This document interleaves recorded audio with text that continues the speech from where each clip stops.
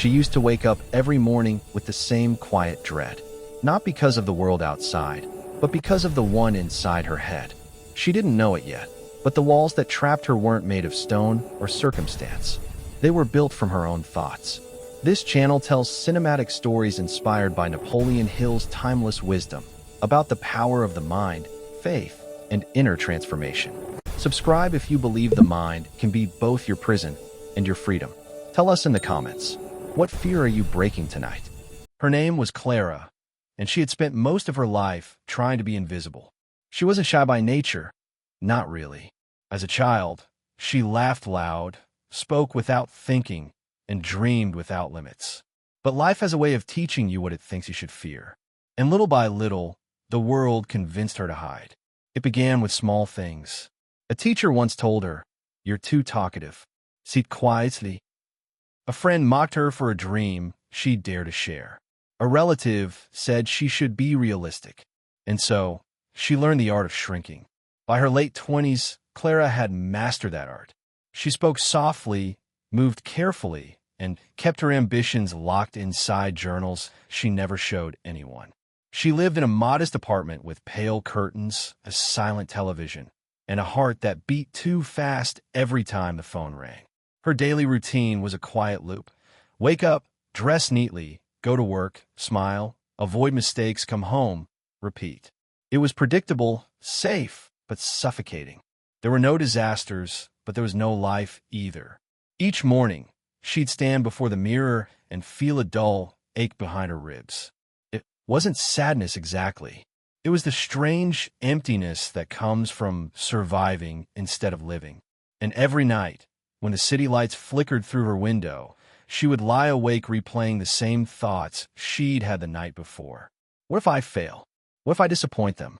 What if I never become anything more than this? Fear had become her morning coffee and her nightly lullaby. It accompanied her everywhere, to work meetings, to family dinners, even to the grocery store where she'd hesitate before speaking to the cashier. It lived in the pauses between her sentences and the silence after someone asked, "Are you okay?" She often wondered how others seemed so free, how they could laugh loudly, take risks, fall in love without guarantee.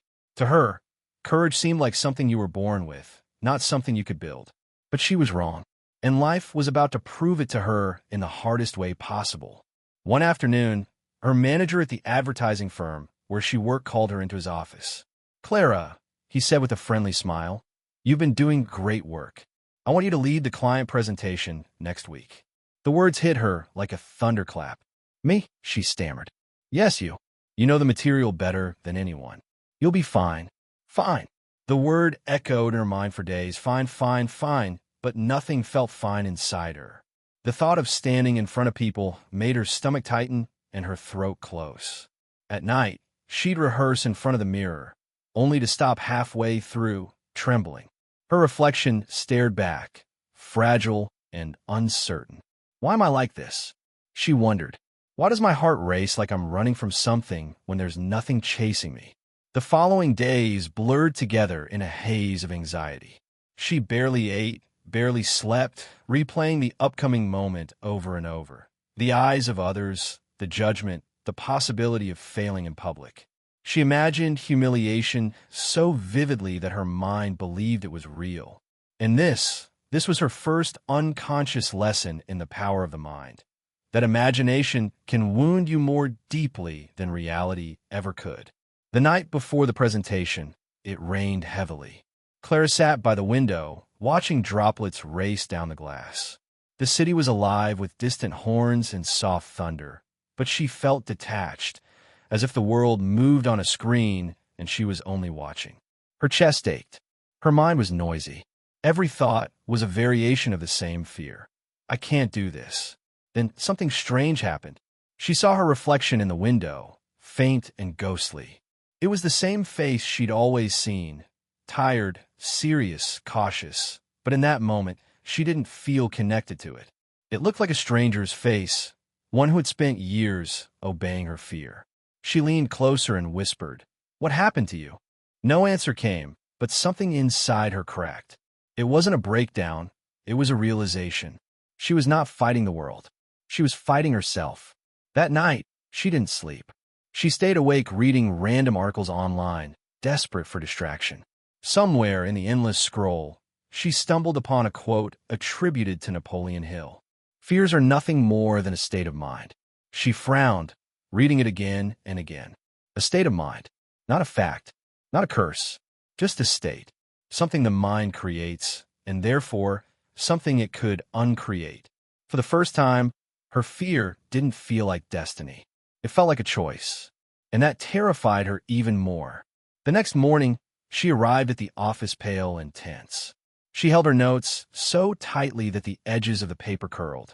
When the presentation began, her voice trembled, but she spoke anyway. At first, her words tangled. Her thoughts scattered. She saw two people in the front row whispering and immediately assumed they were judging her. But she kept going. Halfway through, something shifted. She realized that nobody was attacking her. The world wasn't dangerous. Her thoughts were. And though the fear still pulsed in her chest, she finished the presentation. It wasn't perfect. It wasn't confident, but it was done. When it ended, her coworkers clapped politely.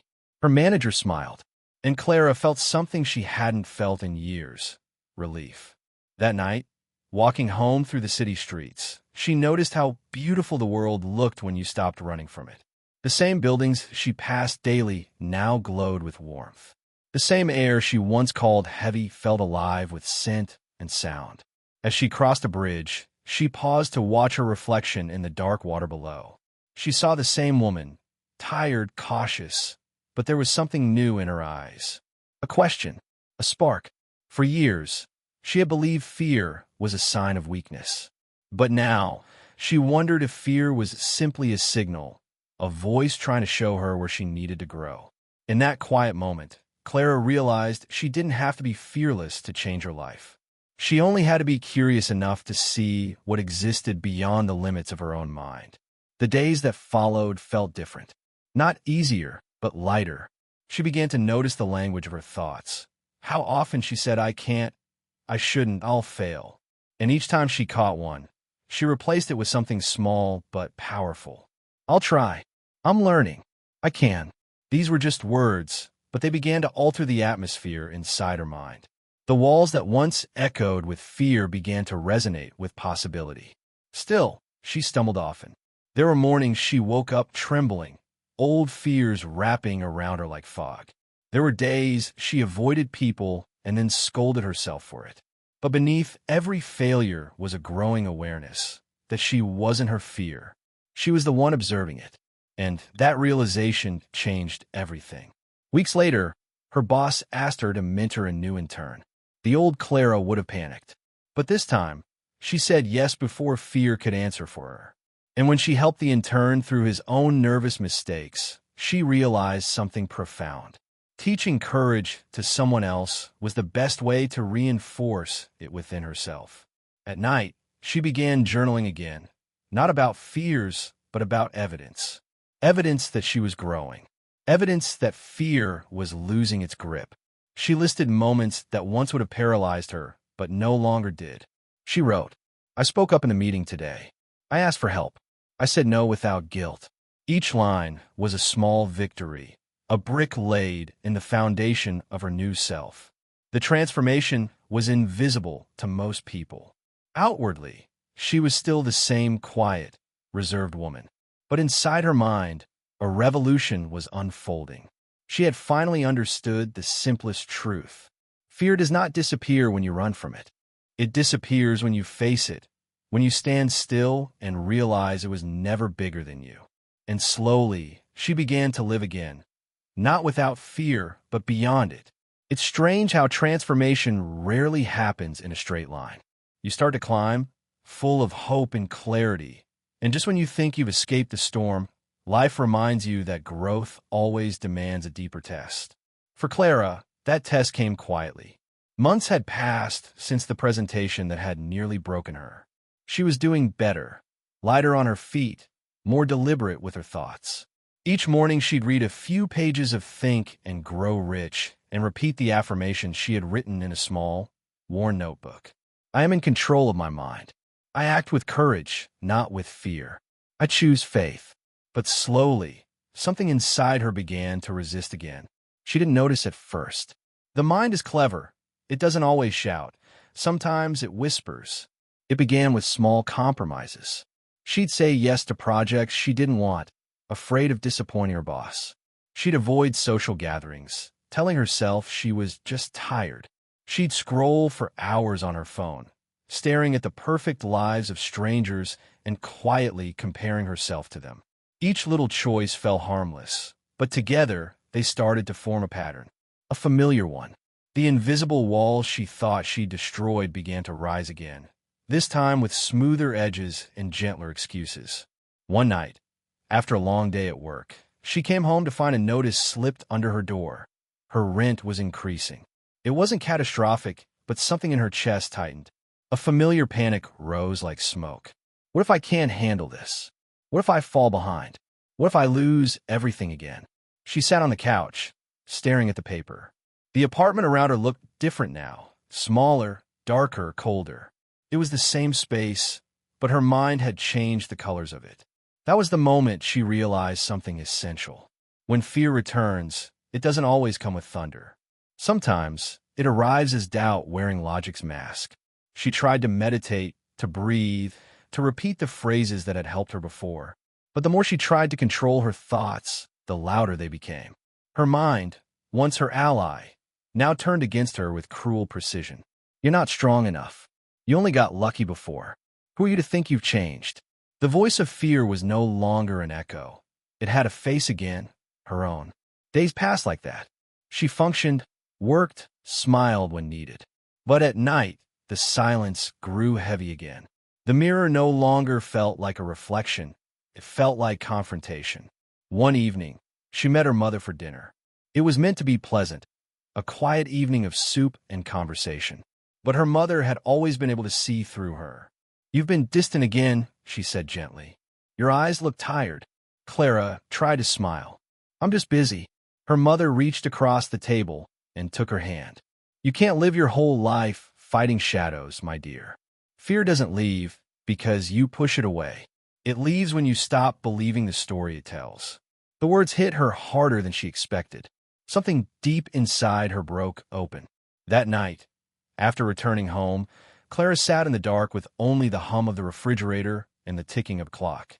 She felt her chest tighten, her breath shorten, the slow, suffocating grip of anxiety wrapping around her like invisible hands. It had been years since she'd felt it this strongly. She stood, walked to the bathroom, and turned on the light. Her reflection looked pale, almost translucent. She stared at herself, trembling, whispering, "Why am I back here again? I thought I'd changed." But somewhere deep within, another voice, faint and calm, whispered back, "Change is not escape. It's confrontation." She slid down to the floor, tears streaming down her face, and for the first time, she didn't fight the fear. She let it speak. She let it say everything it wanted, that she wasn't enough, that she would fail, that she would always live in fear. And then she listened, really listened, to what it was trying to protect. Underneath all the noise, she heard the truth. Her fear wasn't trying to destroy her. It was trying to keep her safe. It was the voice of a younger version of herself, the little girl who once learned that standing out meant getting hurt. Clara closed her eyes and imagined holding that little girl's hand. "I know you're scared," she whispered, "but we're not in danger anymore." For the first time in her adult life, her fear stopped feeling like a monster. It felt like a child, fragile, misunderstood, desperate to be heard. That night, she wrote in her journal until sunrise. She wrote about every moment fear had disguised itself as logic, every dream she'd abandoned in the name of safety, every time she'd chosen silence over courage. The pages filled with pain, but also with clarity, because now she saw what Napoleon Hill meant when he wrote, "Whatever the mind can conceive and believe, it can achieve." Her mind had conceived fear, and so it had achieved it. But if that was true, the opposite was also true. If her mind could build a prison, it could also build a doorway. The following morning, Clara woke with puffy eyes but a lighter heart. She decided to take a day off work, something she'd never allowed herself before. She walked without direction, letting the city move around her. The air was crisp, filled with the smell of coffee and rain. Every face she passed looked busy, absorbed, trapped in their own invisible battles. For the first time, she realized she wasn't alone in this struggle. Everyone was fighting something unseen.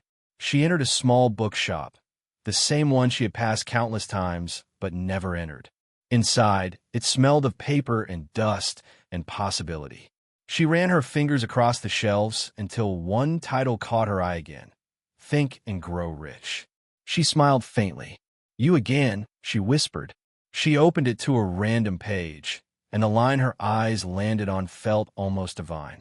No one is ever defeated until defeat has been accepted as a reality. She closed the book and took a deep breath. Fear wasn't her defeat.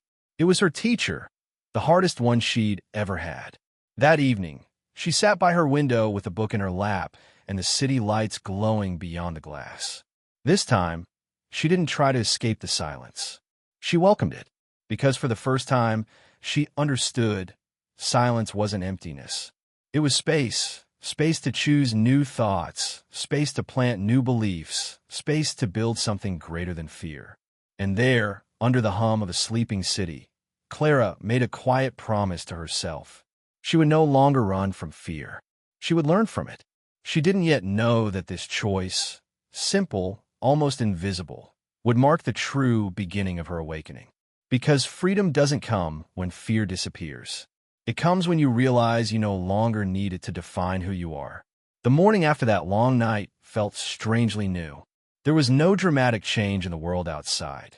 The same gray sky, the same echo of traffic, the same faint hum of a refrigerator. And yet, something within Clara had shifted so deeply that even the smallest details seemed alive with meaning. For years, she had tried to escape fear.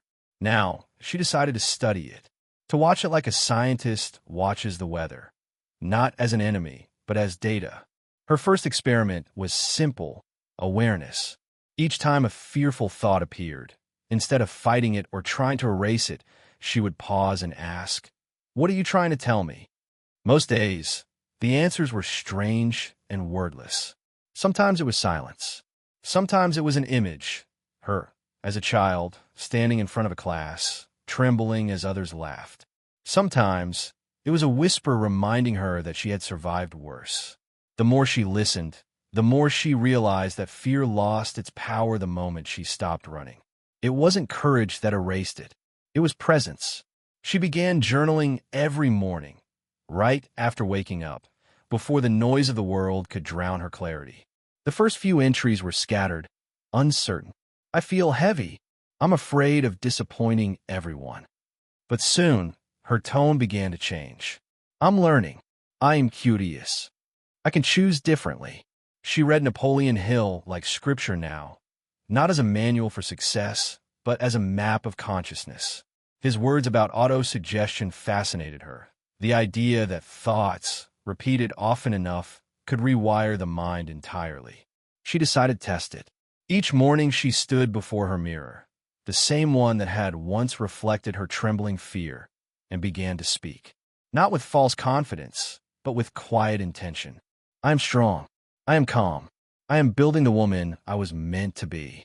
At first, the words felt hollow, like borrowed lines in a play she didn't belong to.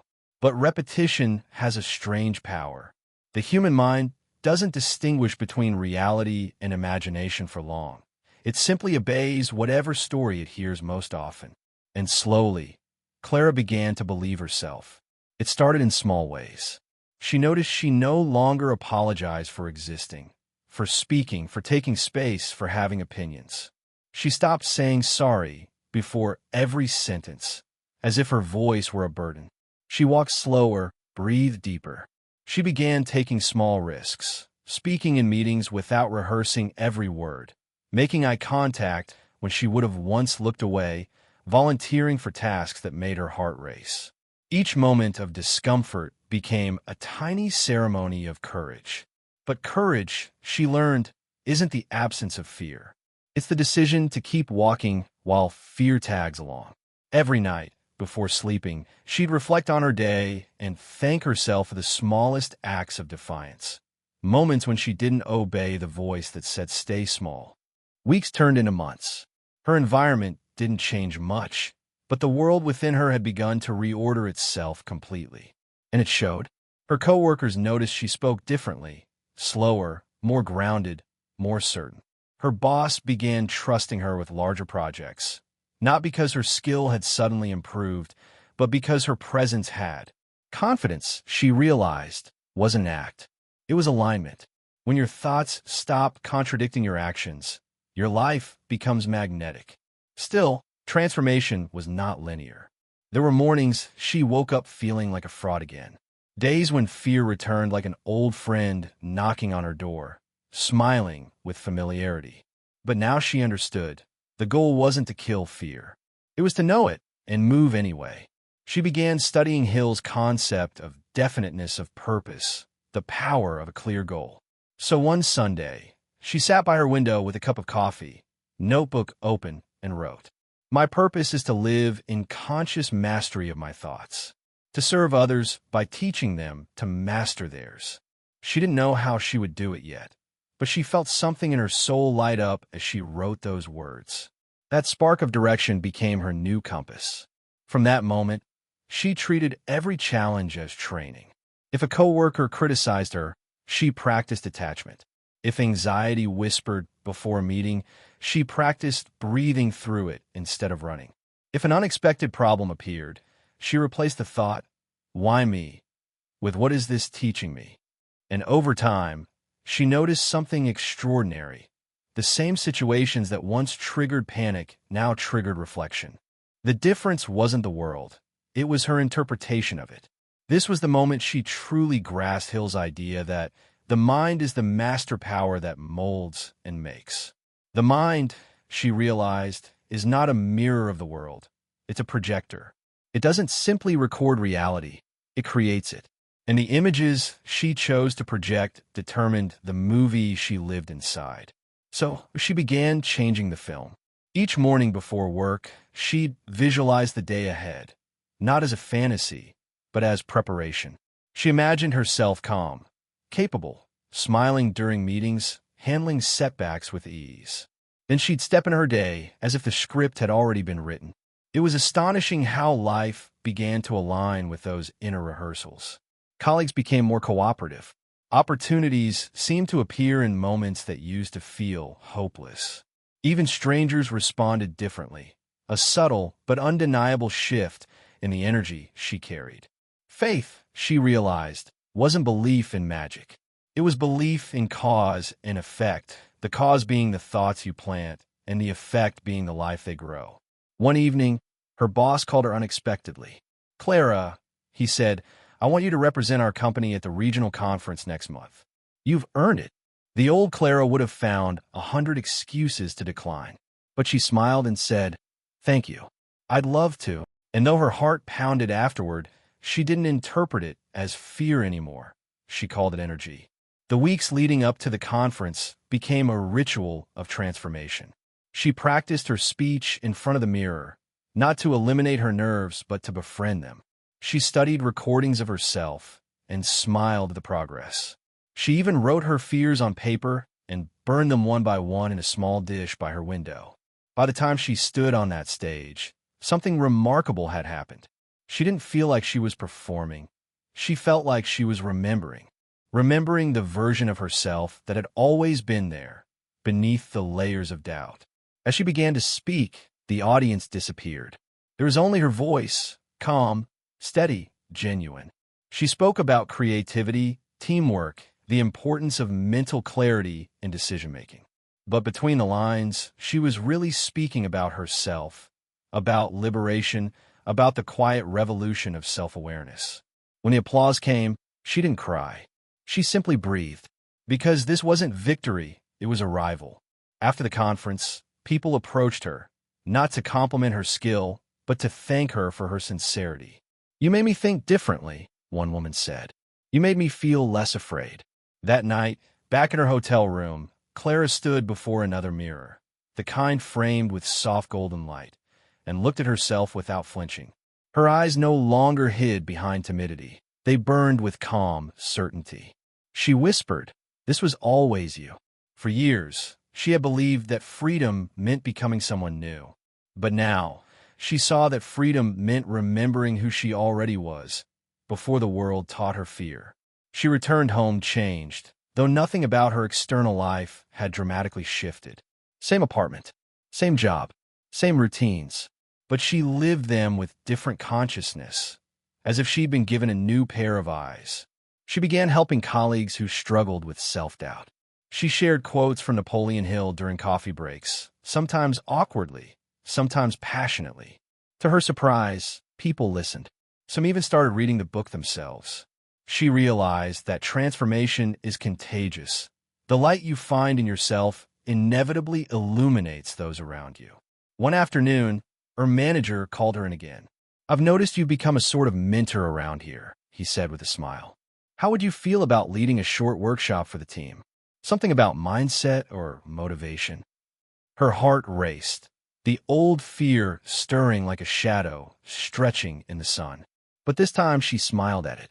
"I'd be happy to," she said. The night before that workshop, she wrote her closing line. "Fear is not your enemy. It is your signal. It points exactly where your next victory lives." When she delivered that line the next day, the room went silent. People nodded. Some even had tears in their eyes. And in that silence, Clara felt something greater than pride. She felt purpose. She finally understood why she had lived so long in fear. Because one day she would need to guide others through theirs. That night, she walked home through the city again, the same path where she once felt invisible. The wind brushed her face like an old friend. The lights shimmered across the pavement. Every reflection she passed, in windows, in puddles, in glass doors, looked back at her with quiet acknowledgement. She smiled at them all, because she knew, once and for all, that the mind doesn't just create prisons. It also creates wings. And once you realize that, you stop begging for freedom. You start building it. There are moments in life that arrive softly, like dawn breaking through a window you didn't know was open. For Clara, awakening didn't come as a loud victory. It came in silence, in the way she woke up without dread, in the way her heart no longer raced when she spoke her truth, in the way she could finally look at herself in the mirror and feel peace. Months had passed since the conference, but its energy still lingered in her life like a gentle vibration. People from work still thanked her for that talk. A few had begun journaling because of her. Others asked for the titles of the books that had helped her change. Each message reminded her of something Napoleon Hill had once written. Every adversity carries with it the seed of an equal or greater benefit. Her greatest adversity had been fear, and now it had become her greatest teacher. Clara had learned to treat her mind like a garden. Every day, she planted intention. Some mornings, she watered her courage. Other mornings, she pulled the weeds of doubt. But she no longer expected the garden to be perfect, only alive. And that, she realized, was all that mastery truly meant. One afternoon, while cleaning her small apartment, she found the old notebook she had used years ago, the one filled with anxious lists, self-criticisms, and unsent letters. She sat on the floor and turned the pages slowly. The handwriting looked frantic, uneven, as if each word had been written by a different version of her, one desperate to be understood. She felt no shame reading those words now, only compassion. She closed the notebook, pressed her hand against its cover, and whispered, "Thank you." Because that frightened woman, the one who trembled before mirrors and hid from life, had built the foundation of the woman she had become. Later that week, she visited her mother. They sat together in the garden, sipping tea as the sun dipped behind the rooftops. The air smelled of lavender and soil. Her mother looked at her with quiet wonder. "You've changed," she said. "You used to live in fear of everything. Now you seem at peace." Clara smiled. "I used to think peace meant the absence of fear, but I've learned it means the presence of awareness." Her mother tilted her head. "Awareness?" "Yes," Clara said. "Awareness that fear isn't real until I give it meaning. That thoughts are only thoughts, not commands." Her mother nodded slowly, her eyes glistening. "You sound like your father," she whispered. "He used to say the same thing." They both smiled. Silence filled the space between them.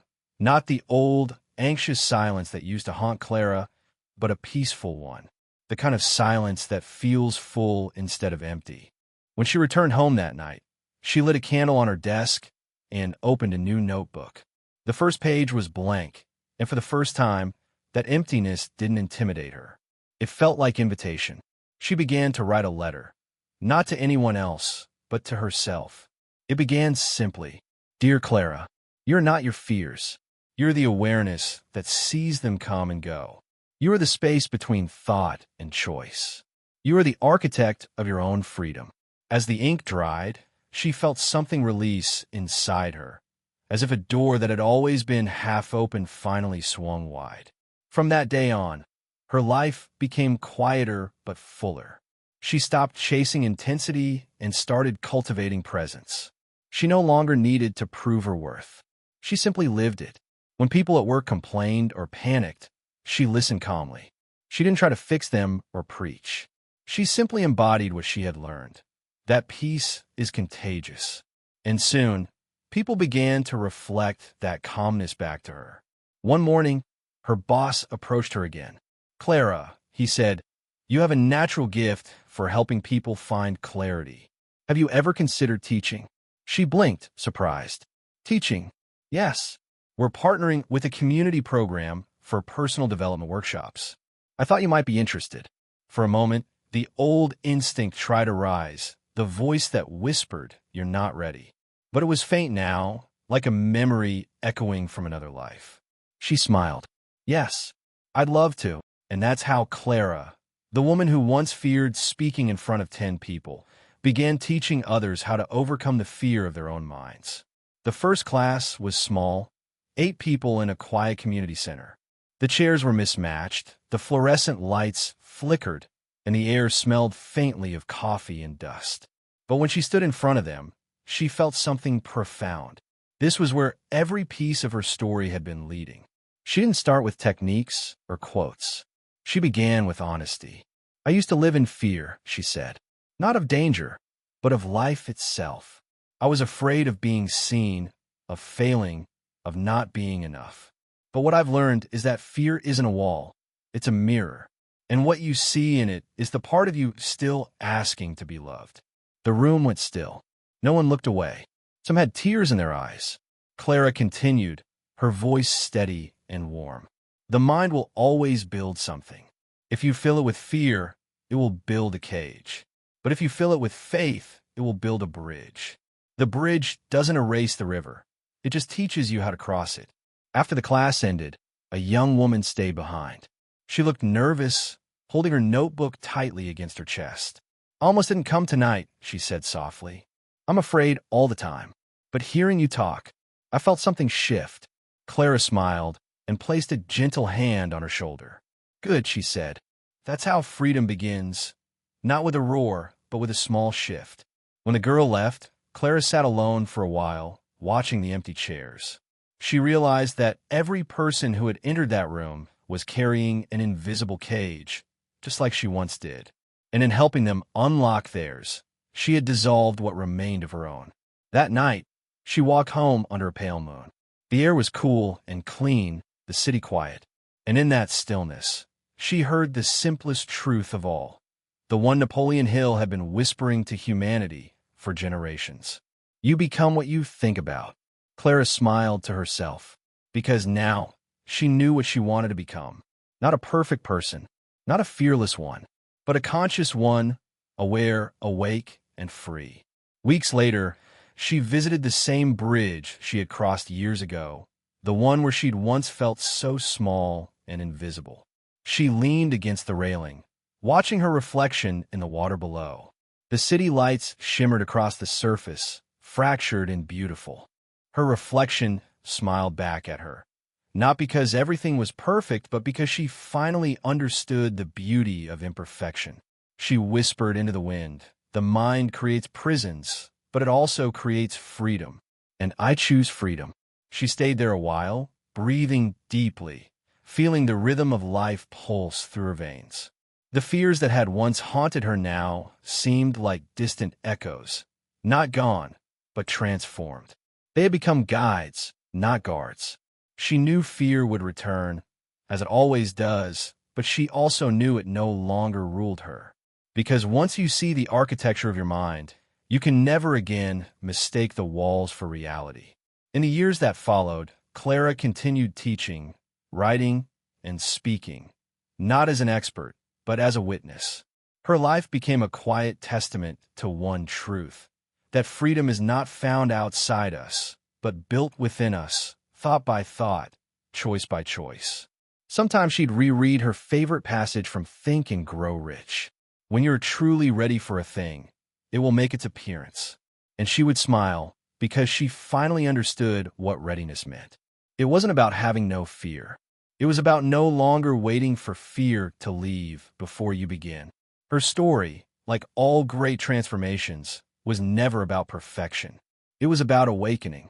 And so, if you're hearing this now, if you feel trapped, afraid, or small, remember this. The prison you feel is not built of circumstance. It's built of thought, and the key has always been in your hands. You are not weak for being afraid. You are human, but you're also something greater, the awareness that can choose again. You can choose faith instead of fear. You can choose growth instead of retreat.